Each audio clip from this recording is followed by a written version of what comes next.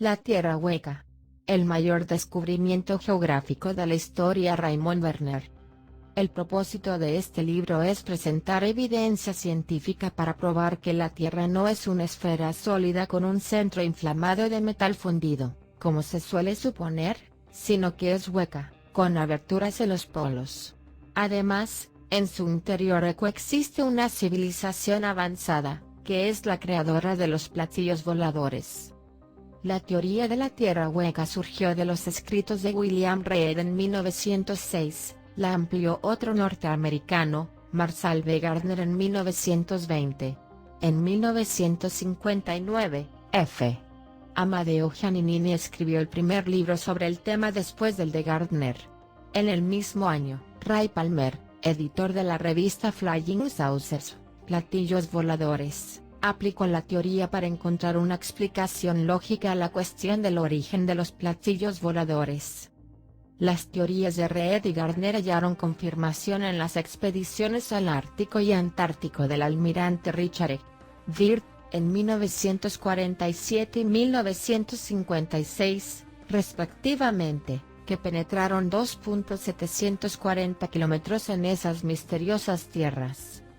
La información de esas expediciones llegó finalmente a los oídos de la Unión Soviética, pero esta adoptó la misma política de silencio y reserva que el gobierno norteamericano. Si la Unión Soviética supiera, enviaría tropas de submarinos con potencia atómica, aviones y rompehielos a este territorio desconocido, para ser los primeros en explorarlo y reclamarlo como propio. Es probable que la razón de que los Estados Unidos callaron y ocultaron este descubrimiento, fue impedir todo esto. Sin embargo, ya que el secreto fue revelado y radiodifundido por Giannini, Palmer y otros, y es de público conocimiento, ya no puede considerarse secreto. Esperamos que se realice una expedición seria de parte de una nación neutral que desee la paz, como Brasil, para explorar el nuevo mundo más allá de los polos y establecer contacto con la civilización avanzada que existe allí, y cuyos platillos voladores son evidencia de su superioridad con respecto a nosotros en cuanto a desarrollo científico. Tal vez esta raza más antigua y sabia nos salve de nuestra destrucción e impida una futura guerra nuclear, y nos permita establecer una nueva era en la Tierra. Una era de paz permanente, con un gobierno mundial que prohíba todas las armas nucleares y represente a todos los pueblos de la Tierra. Raymond Werner. Capítulo 1. El descubrimiento del almirante Byrd que marcó una época. Ese continente encantado en el cielo. Tierra del misterio eterno. Me gustaría ver esta tierra más allá del Polo Norte. Esa área más allá del polo es el centro del gran desconocido. Las dos citas anteriores son del más importante explorador de los tiempos modernos, el almirante Richard E. Byrd, de la Armada de los Estados Unidos. No se les puede encontrar sentido ni comprender de acuerdo a las viejas teorías geográficas de que la Tierra es una esfera sólida con un centro inflamado, en la que los dos polos son puntos fijos. Si este fuera el caso, y si el almirante Byrd voló respectivamente 2.740 y 3.710 kilómetros a través de los polos norte y sur a las tierras de hielo y nieve del otro lado, cuya geografía se conoce, resultaría incomprensible que él mencionara en su comentario este territorio como el gran desconocido. Además, no habría razón para que empleara un término como tierra del misterio eterno. Byrd no era poeta, y lo que describió fue lo que observó desde el avión. Durante el vuelo ártico de 2.740 kilómetros más allá del Polo Norte, informó por radio que debajo de él no había hielo y nieve, sino áreas de montañas, bosques, vegetación, lagos, ríos y que veía animales extraños parecidos a los mamuts congelados encontrados en hielo ártico. Resulta evidente que había entrado en una región más cálida que el territorio de hielo que se extiende desde el polo a Siberia. Si Byrd se hubiera referido a esta región, no tendría razón para llamarla el gran desconocido, ya que se puede alcanzar con solo atravesar el polo de un lado de la región ártica al otro.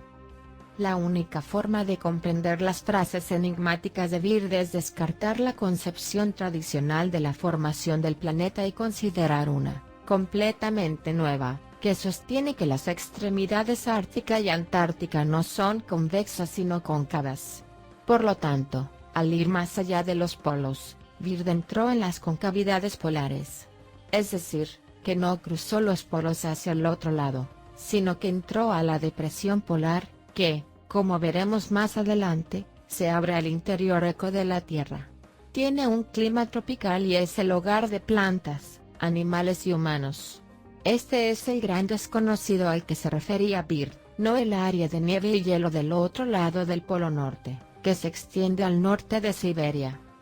La nueva teoría geográfica, presentada por primera vez en este libro, explica las frases enigmáticas de Byrd y muestra que no fue un soñador, como puede parecerles a aquellos que se aferran a teorías geográficas antiguas.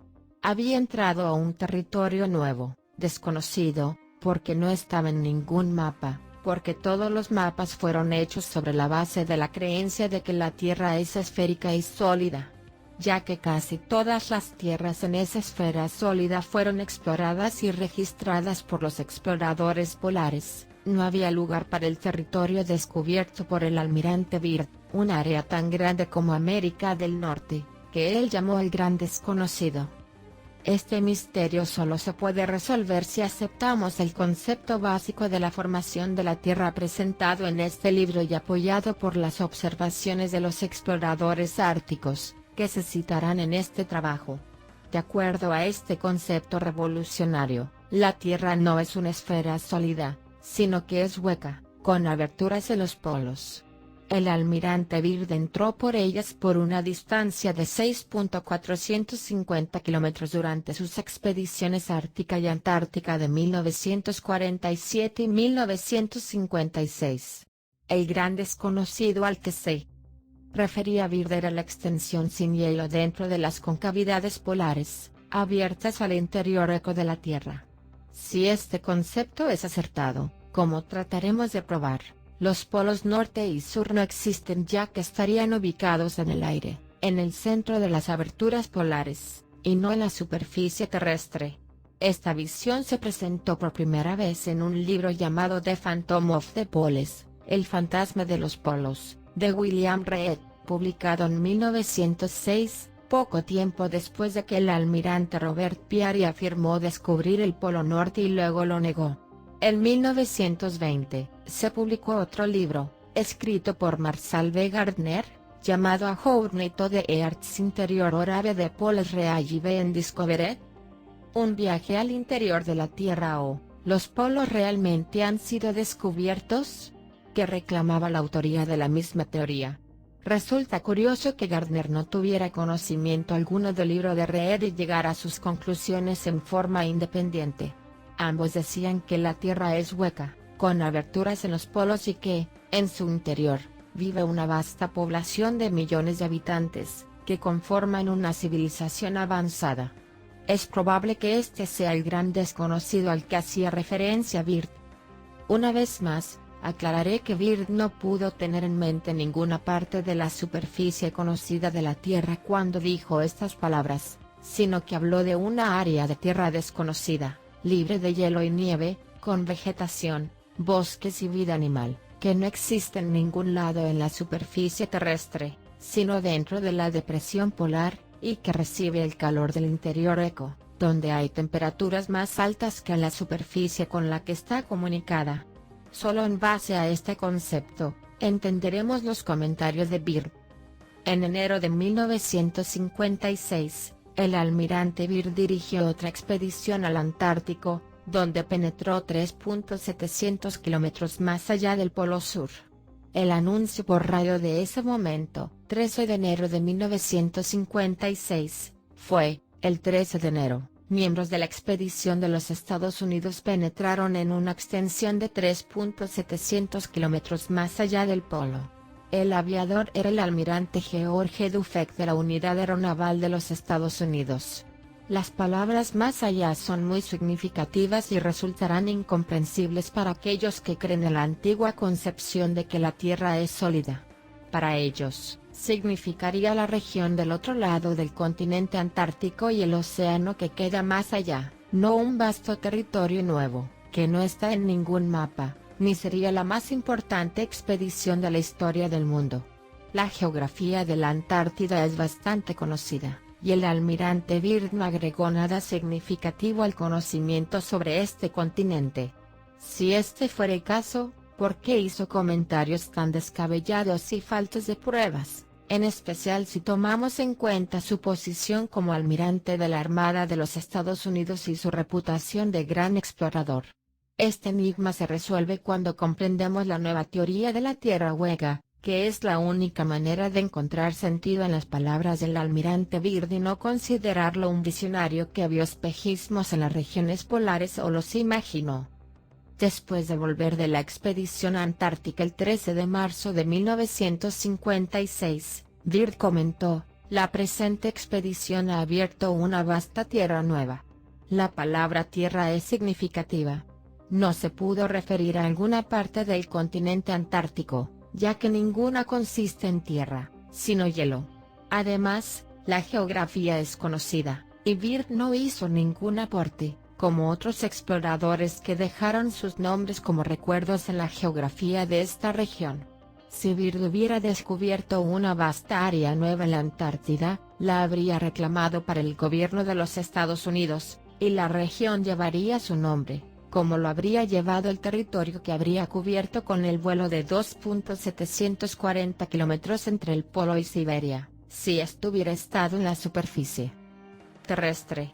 Sin embargo, no se acredita tal logro al gran explorador y su nombre no quedó en la geografía ártica o antártica como podía presumirse de sus palabras sobre el descubrimiento de una vasta nueva tierra. Si su expedición antártica hubiera abierto una nueva e inmensa región en este continente congelado, no sería apropiado emplear la palabra tierra, que significa una región sin hielo similar a la que Byrd sobrevoló por 2.740 kilómetros más allá del Polo Norte, provista de vegetación, bosques y vida animal. Por lo tanto, podemos deducir que su expedición de 1956 de más de 3.700 kilómetros más allá del Polo Sur fue en territorio sin hielo, no registrado en ningún mapa, y tampoco sobre alguna parte del continente antártico. El año siguiente, en 1957, antes de su muerte, Byrd llamó a esta tierra más allá del Polo Sur, no hielo del otro lado, aquel continente encantado en el cielo, la tierra del misterio permanente.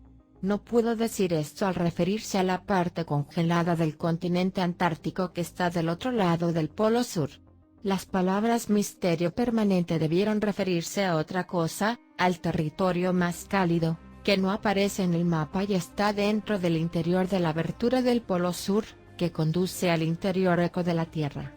La expresión aquel encantado continente en el cielo se refiere a un área de tierra, no de hielo, reflejada en el cielo que actúa como espejo, un fenómeno extraño observado por muchos exploradores polares.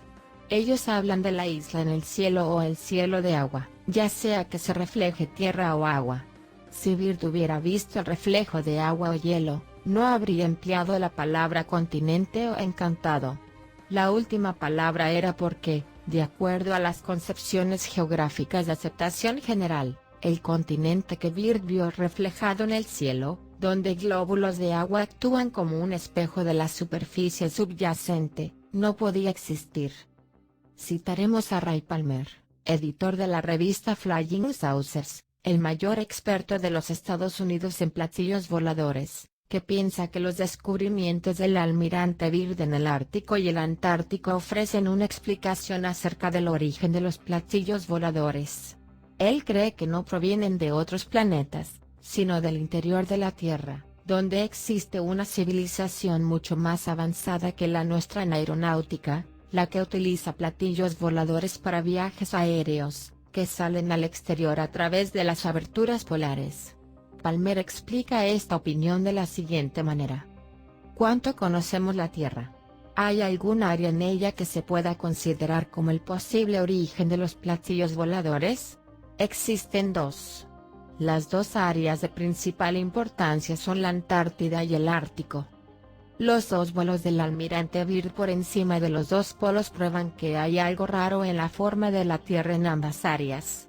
Byrd voló al Polo Norte, pero no se detuvo ahí para dar la vuelta, sino que siguió 2.740 kilómetros más allá y luego siguió el mismo camino de vuelta a la base ártica. Debido a la poca gasolina restante, a medida que hacía progresos más allá del punto del polo, se veía tierra sin hielo, lagos, montañas cubiertas de árboles inclusive, se vio un animal monstruoso, parecido al mamut de la antigüedad, que se movía entre la vegetación.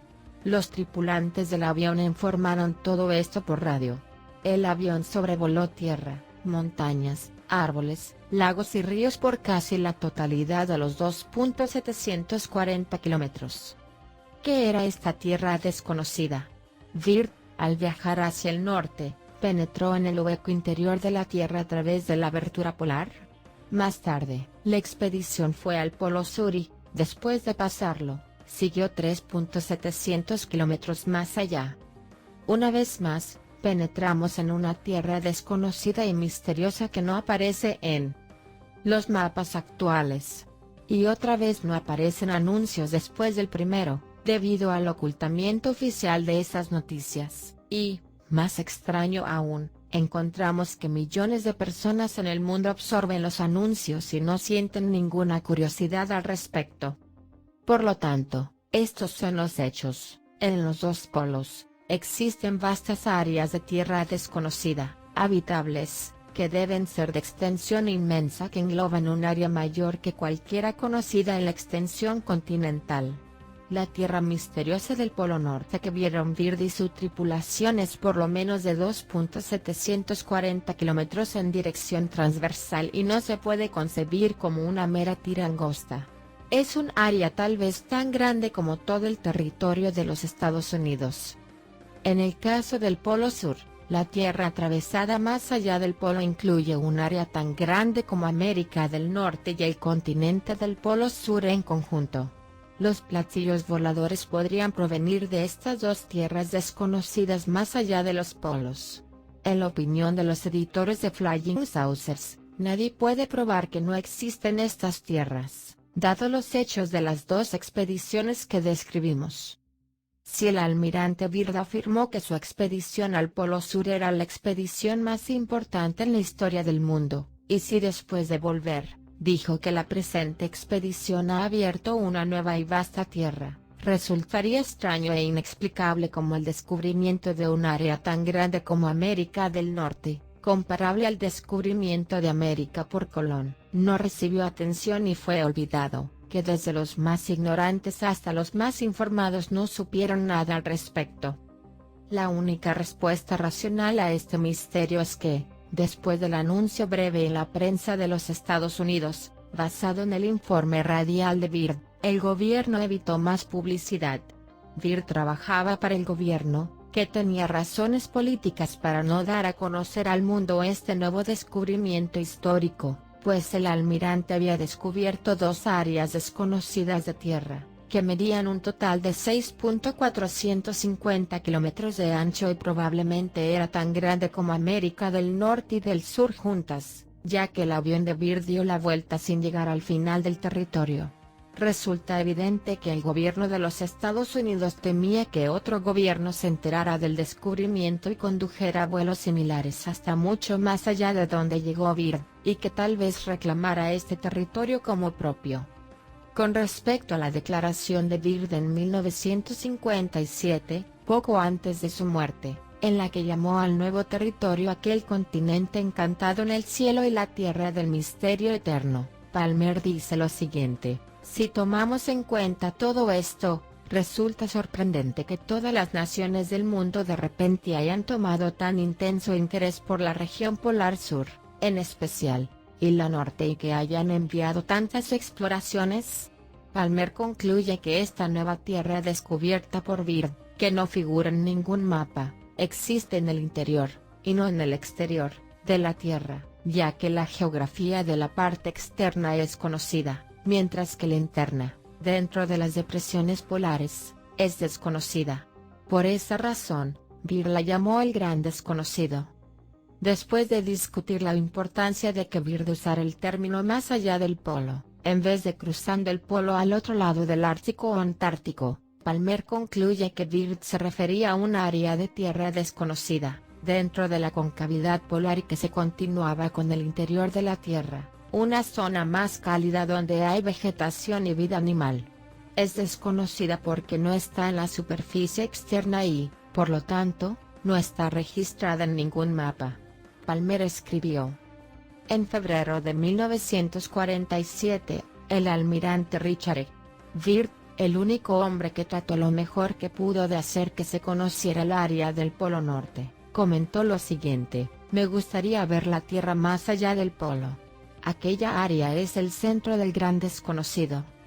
Millones de personas leyeron este comentario en los diarios, millones se entusiasmaron con el vuelo del almirante al polo, a 1.2.740 kilómetros más allá, millones escucharon la misión radial que describía el vuelo, también publicada en los periódicos. ¿Qué tierra era? Revise su mapa, calcule la distancia desde todos los territorios que mencionamos antes: Siberia, Spitsbergen, Alaska, Canadá, Finlandia, Noruega, Groenlandia e Islandia. Muchos de ellos están dentro de los 2.740 kilómetros de distancia, pero ninguno dentro de los 320 kilómetros del polo. Byrd sobrevoló un territorio desconocido. Él mismo lo llamó el gran desconocido, y de veras es grande.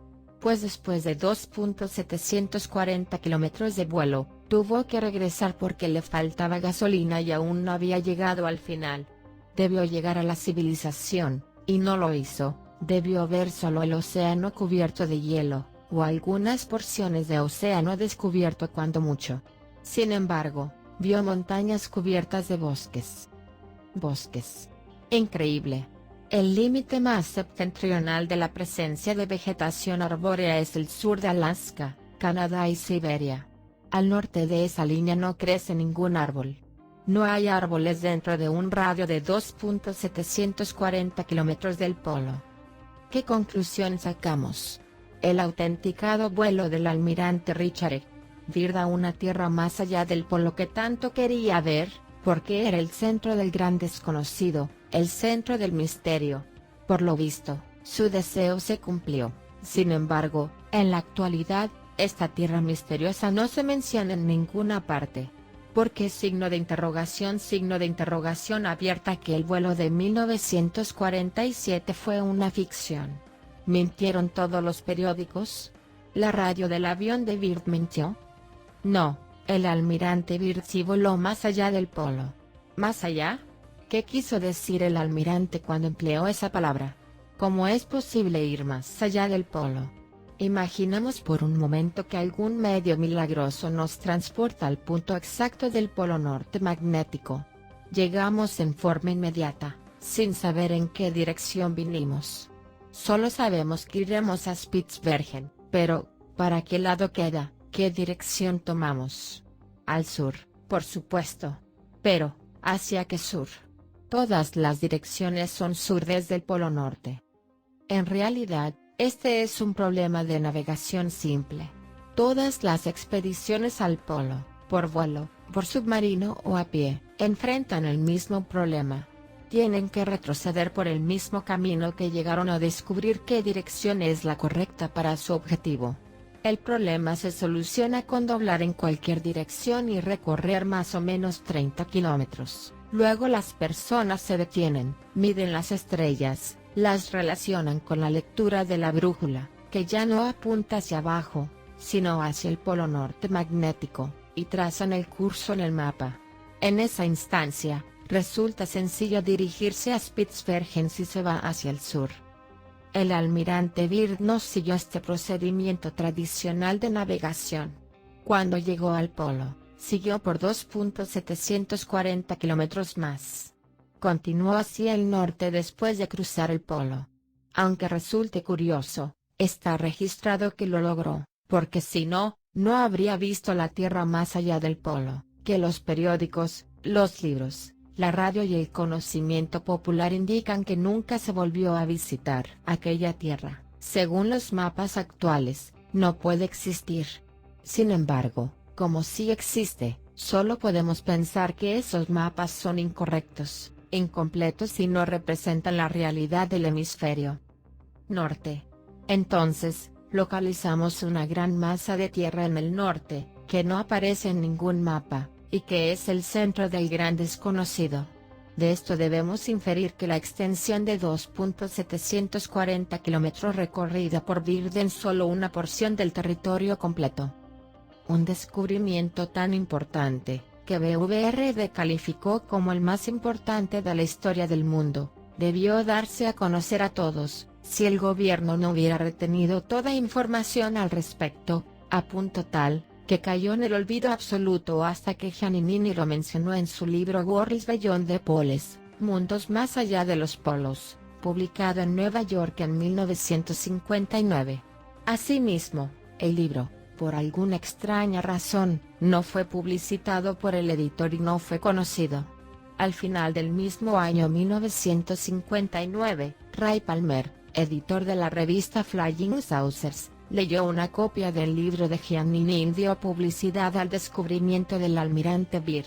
Muy impresionado por el libro, en diciembre de ese año publicó la información en su revista, que se vendía en los kioscos de periódicos en todo el territorio de los Estados Unidos. Luego sucedieron una serie de incidentes extraños, que indicaban que fuerzas secretas intentaban impedir que saliera la información contenida en la edición de diciembre de la revista. ¿Quiénes son estas fuerzas secretas, que tienen una razón especial para ocultar la información sobre el gran descubrimiento del almirante Byrd? Resulta obvio que son las mismas que impidieron la salida de información después de que Byrd realizó tal descubrimiento, excepto por un breve anuncio radial, y antes de que Giannini publicara la primera información al respecto en 1959, 12 años después del descubrimiento. El anuncio de Palmer sobre los descubrimientos de Byrd en el Ártico y el Antártico fue la publicidad en gran escala desde que leí el breve anuncio en el momento del vuelo, y fue mucho más significativa que las citas y los comentarios en el libro de Giannini, que no tuvo publicidad adecuada y terminó con escasas ventas. Por esta razón, poco después de que la edición de diciembre de Flying Saucer saliera a los kioscos y estuviera preparada para enviar a los suscriptores, desapareció de circulación en forma misteriosa. Es obvio que fue obra de las mismas fuerzas que impedían la publicación de esta información desde 1947. Cuando el camión llegó para entregar al editor las revistas que venían de imprenta, no había revistas en el camión. El editor, Palmer, llamó por teléfono al impresor y descubrió que no había recibo de que se hubiera hecho un envío. Como había pagado las revistas, el editor pidió al impresor nuevas copias, pero las matrices no estaban disponibles y aparecían tan dañadas, que no fue posible hacerlo. ¿Dónde estaban las miles de revistas? ¿Por qué no había recibo de envío? Si se hubieran perdido o enviado a una dirección errónea, tendrían que haber aparecido, pero no fue así. Como resultado, 5.000 suscriptores no recibieron la revista. Un distribuidor que recibió 750 copias para vender en su kiosco, desapareció junto con las revistas. Las había recibido con el encargo de devolver las que no se vendieran, pero nunca se recuperaron. Ya que la revista desapareció por completo, se volvió a publicar y se envió a los suscriptores varios meses más tarde.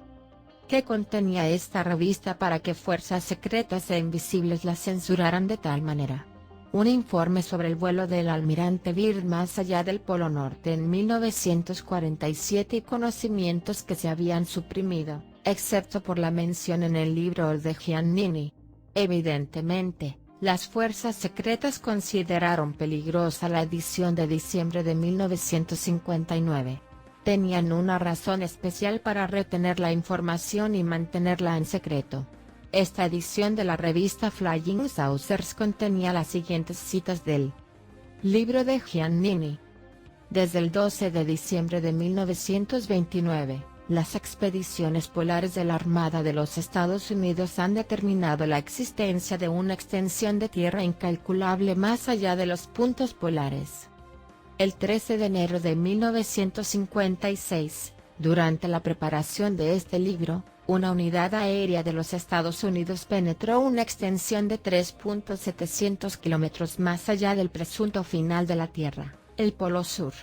Tal vuelo se realizó en todo momento, sobre tierra y agua y hielo. Por razones sustanciales, el memorable vuelo recibió una cobertura de prensa negligente. Los Estados Unidos y más de 30 naciones más prepararon expediciones polares sin precedentes para el bienio 1957 y 1958, con el fin de penetrar en la extensión que ahora se ha probado, continúa más allá de los puntos polares.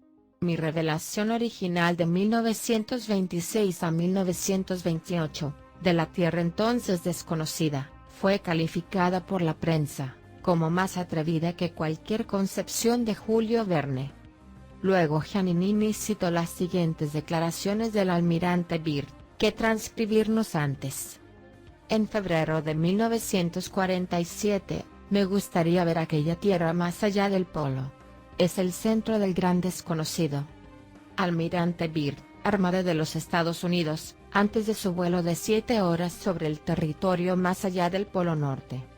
El 13 de enero de 1956, miembros de la expedición de los Estados Unidos realizaron un vuelo de 4.350 kilómetros desde la base en McMurdo Sound, que está a 650 kilómetros al oeste del Polo Sur, y penetraron una extensión de tierra de 3.700 kilómetros más allá del polo.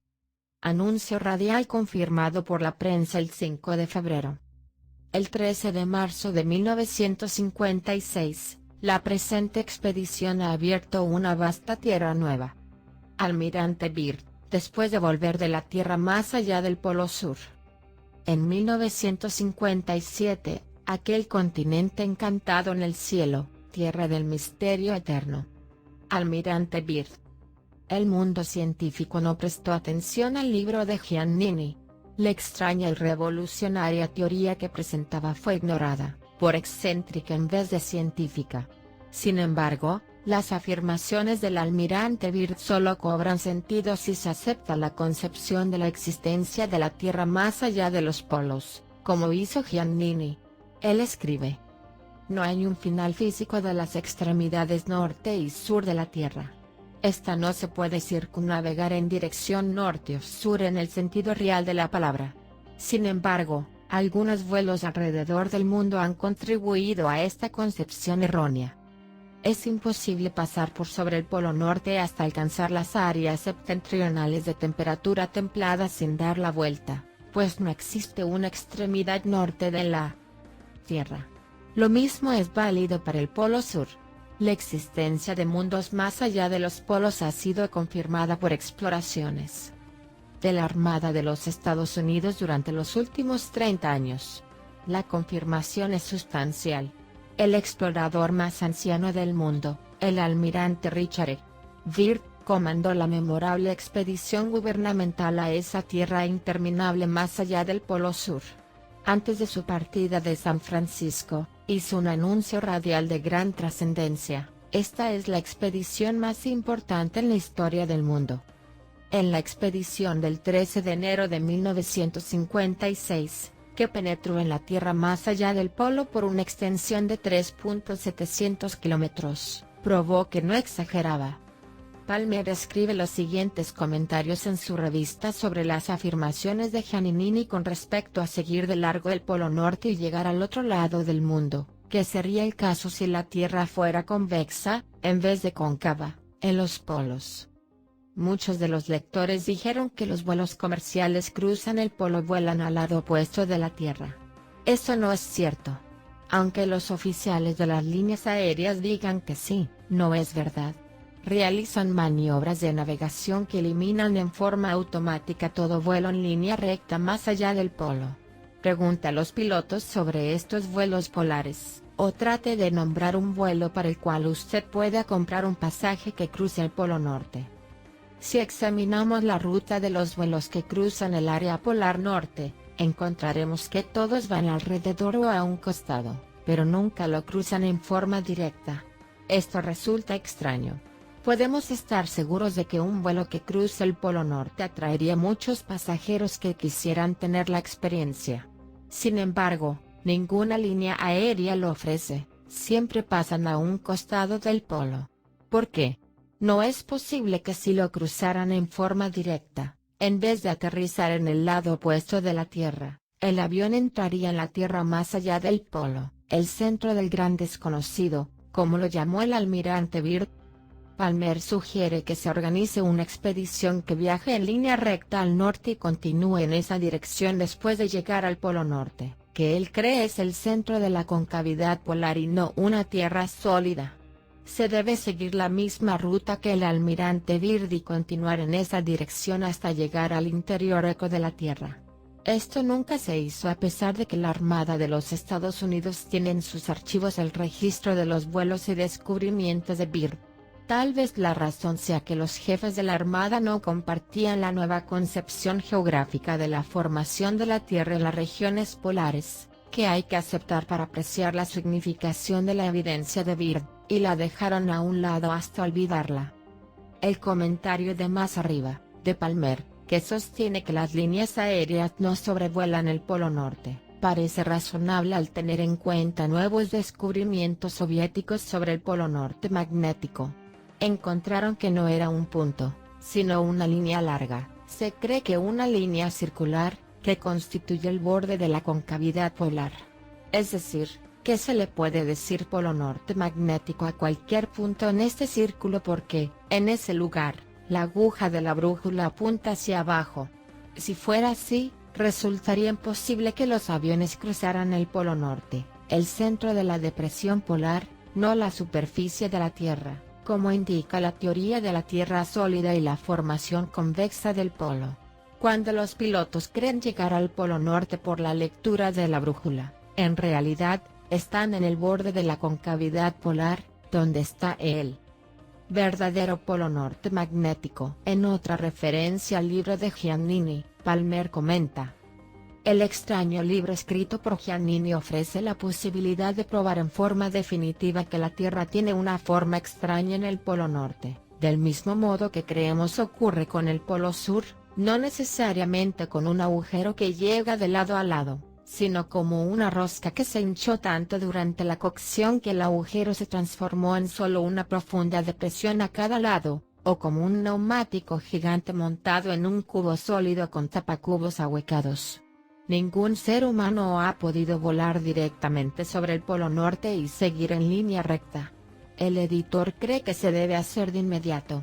Tenemos los aviones para llevarlo a cabo. El editor quiere saber con seguridad si un vuelo semejante terminaría en uno de los países que rodean el Polo Norte, en el lugar opuesto al punto de salida. La navegación no se haría de acuerdo a una brújula o con triangulación en mapas existentes, sino solamente con brújula giroscópica en un curso recto sin desviaciones desde el momento del despegue hasta el de aterrizaje. No solo habría una brújula giroscópica en un plano horizontal, sino en uno vertical también después de entrar en la abertura polar. Debe haber un movimiento positivo hacia adelante que no se puede discutir. Todos saben que una brújula giroscópica horizontal, como las que se utilizan en la actualidad, hace que un avión aumente la elevación en forma constante a medida que avanza, y se aleja, en forma de curva, de la Tierra debajo de él. De acuerdo a nuestra teoría de la depresión polar, cuando el avión entra en la depresión, la brújula debería mostrar un mayor aumento de elevación que en otro caso, debido a que la Tierra se aleja en forma de curva en el Polo Norte.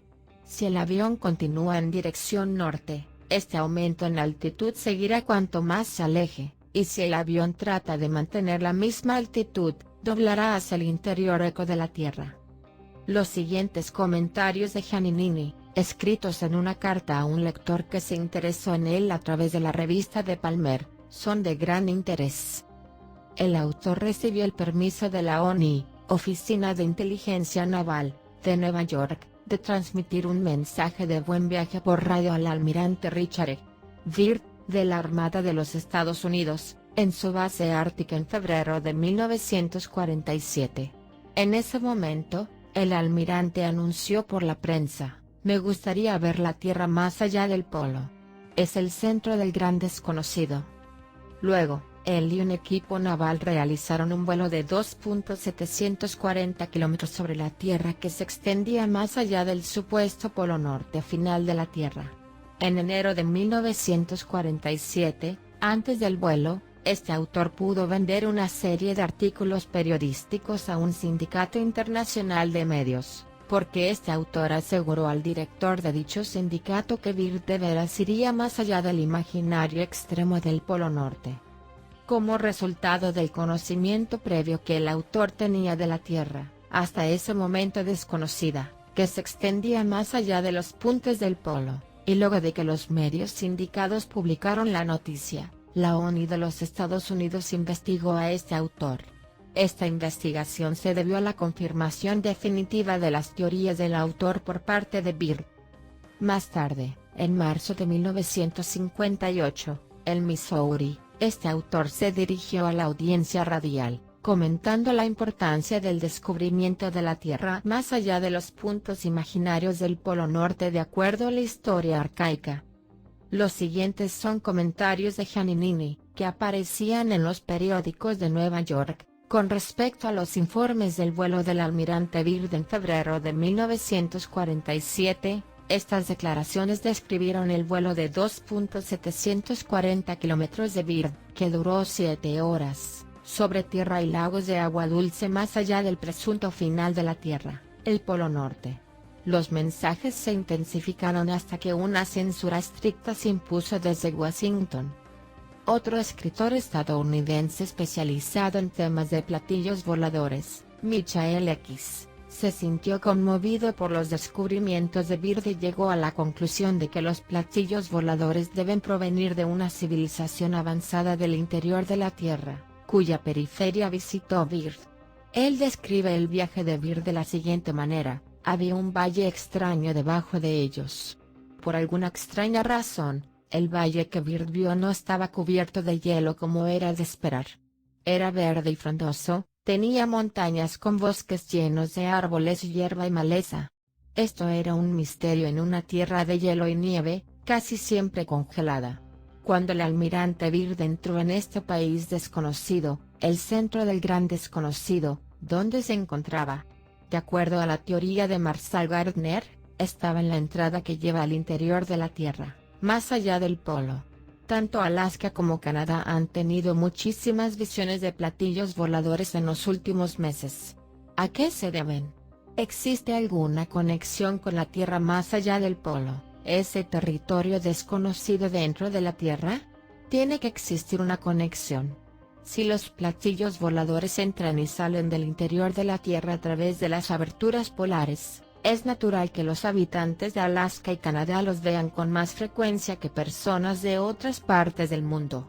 Ambos países quedan cerca del Polo Norte. Las observaciones anteriores sobre una concentración de platillos voladores en la región ártica concuerdan con observaciones similares de Harold y Bender sobre una concentración en la zona antártica, donde expertos en el tema creen que existe una base de aterrizaje, de donde son vistos al ascender y al regresar. Sin embargo, de acuerdo a la teoría de este libro, lo que de veras ocurre tanto en el Ártico como en el Antártico es que los platillos voladores emergen y reingresan al interior eco de la Tierra, su verdadero lugar de origen. Jaime Michel, en su teoría de línea recta, probó que la mayoría de los patrones de vuelo de los platillos voladores son en dirección norte-sur, que sería el caso si su origen fuera polar. Vendrían de la abertura polar norte o sur. En febrero de 1947, alrededor de la época en que el almirante Byrd hizo su gran descubrimiento de la Tierra más allá del Polo Norte, se realizó otro gran descubrimiento en el continente antártico, el oasis de Bunger. El descubrimiento fue del teniente comandante David Bunger, que estaba en los controles de los 6 grandes aviones de transporte utilizados por el almirante Byrd para la operación High Jump, Salto Alto, de la Armada de los Estados Unidos entre 1946 y 1947. Bunger volaba hacia el interior desde Shackleton y Cecil cerca de la costa Queen Mary de Gooksland. Él y su equipo estaban a 6 kilómetros de la costa donde empieza el mar abierto. La tierra descubierta por Bunger no tenía hielo. Los lagos eran de muchos colores diferentes, por ejemplo el color del óxido, verde y azul profundo. Cada uno tenía más de 5 kilómetros de largo. Bunger acuatizó en uno de ellos y comprobó que el agua era más cálida que la del océano. Cada lago tenía una playa con una leve inclinación. Alrededor de los 4 límites del oasis, de forma aproximadamente cuadrada, vio nieve y hielo que seguían hasta el horizonte. 2 de los lados del oasis se elevaban casi 30 metros y consistían en grandes paredes de hielo. Los otros 2 lados tenían una inclinación más gradual y suave.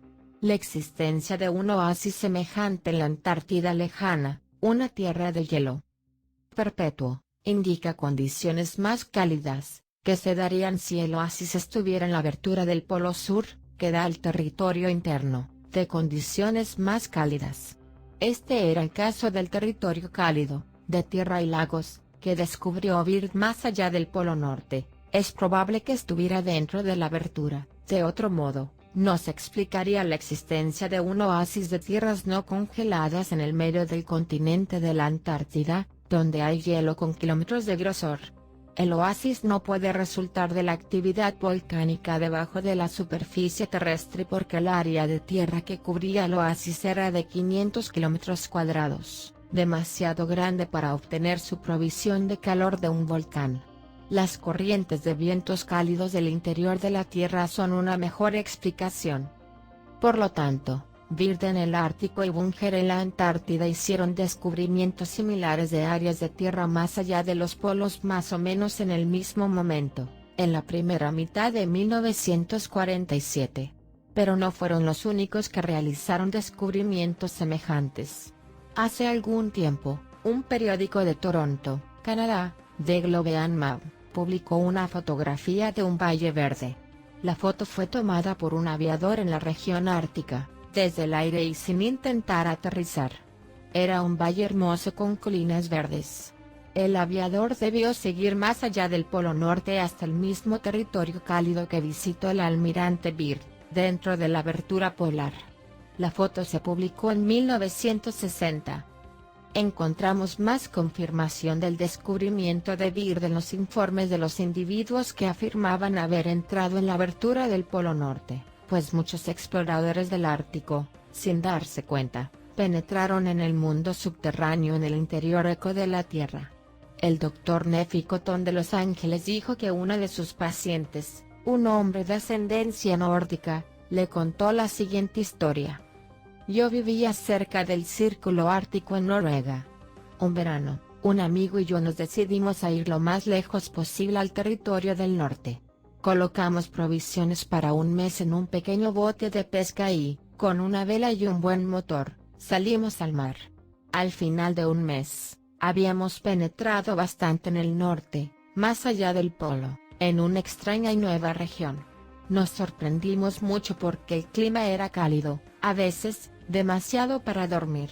Exploradores del Ártico que llegan muy al norte hacen descripciones similares del clima, a veces tan cálido como para quitarse los abrigos. Luego vimos algo tan extraño que quedamos anonadados.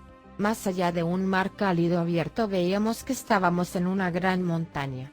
El océano parecía vaciarse en la montaña en un punto determinado. Sin poder creerlo, seguimos en la misma dirección y navegamos hasta entrar en un vasto cañón, que llevaba al interior de la Tierra. Continuamos y tuvimos una increíble visión, un sol brillaba dentro de la Tierra. El océano que nos había llevado hasta el interior eco de la Tierra se convirtió en un río. Este río recorría, como nos dimos cuenta después, todo el interior eco de la Tierra, de una punta a la otra, por la superficie interna. Si uno lo sigue, va desde el polo norte hasta el sur. Vimos que la superficie interna de la Tierra estaba dividida, así como la otra, en tierra y agua. Hay mucho sol y abunda tanto la vida animal como vegetal. Navegamos más y más dentro de esta tierra fantástica, la llamo así porque todo era de un tamaño inmenso en comparación con el exterior. Las plantas son grandes, al igual que los árboles y, por último, llegamos a los gigantes.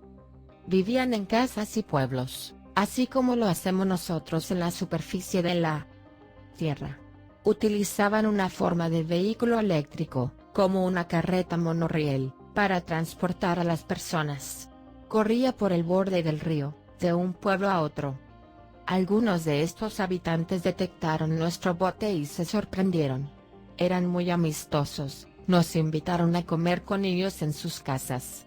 Así, mi compañero y yo nos separamos, él se fue con un gigante a su casa y yo con otro. Mi amigo gigante me llevó a su casa a conocer a su familia. Yo estaba asombrado por el tamaño inmenso de los objetos en su casa. La mesa para comer era colosal. En mi plato, colocaron una cantidad tan abundante de comida, que me hubiera alimentado una semana. El gigante me ofreció un racimo de uvas, cada una era del tamaño de un durazno. Probé una y la hallé mucho más dulce que cualquiera que pudiera saborear en el exterior. En el interior de la tierra, todas las frutas y verduras saben mucho mejor que las que tenemos en la superficie. Nos quedamos con ellos por un año. Disfrutamos tanto de su compañía, como ellos de conocernos a nosotros. Observamos muchos fenómenos extraños e inusuales durante nuestra visita a estas personas increíbles. Sus avances científicos e inventos no dejaban de asombrarnos. En todo ese tiempo, jamás fueron antipáticos con nosotros, y nos permitieron retornar a nuestro hogar de la misma manera que llegamos. Es más, nos ofrecieron protección si la hubiéramos necesitado para el viaje. Es evidente que estos gigantes eran miembros de la raza antediluviana de la Atlántida, que se establecieron en el interior de la Tierra antes de la inundación histórica que sumergió su continente. Otro noruego, llamado Olaf Hansen, registró una experiencia similar de una visita al interior de la Tierra a través de las aberturas polares, pero totalmente independiente de la anterior, en un libro de un escritor americano Willis George Emerson, The Smoky God, el dios humeante. El libro se basa en un informe que Hansen le hizo a Emerson antes de morir, donde describe una experiencia verdadera de su visita al interior de la Tierra y a sus habitantes. El título de Smoky God se refiere al Sol central en el interior de la Tierra, que, al ser más pequeño y menos brillante que el nuestro, parece ahumado. El libro cuenta la experiencia verdadera de un padre e hijo escandinavos que, en su pequeño bote de pesca y con inmenso coraje, intentaron encontrar la Tierra más allá del viento del norte, ya que habían oído de su calidez y belleza. Una increíble tormenta de viento los llevó la mayor parte del camino a través de la abertura polar hasta el interior eco de la Tierra. Pasaron 2 años allí y volvieron por la abertura polar sur. El padre perdió la vida cuando un iceberg se partió en dos y destruyó el bote. El hijo fue rescatado. Pasó 24 años recluido por demencia, como resultado de contar la historia de su experiencia a gente incrédula. Cuando por fin le permitieron salir, no le volvió a contar la historia a nadie.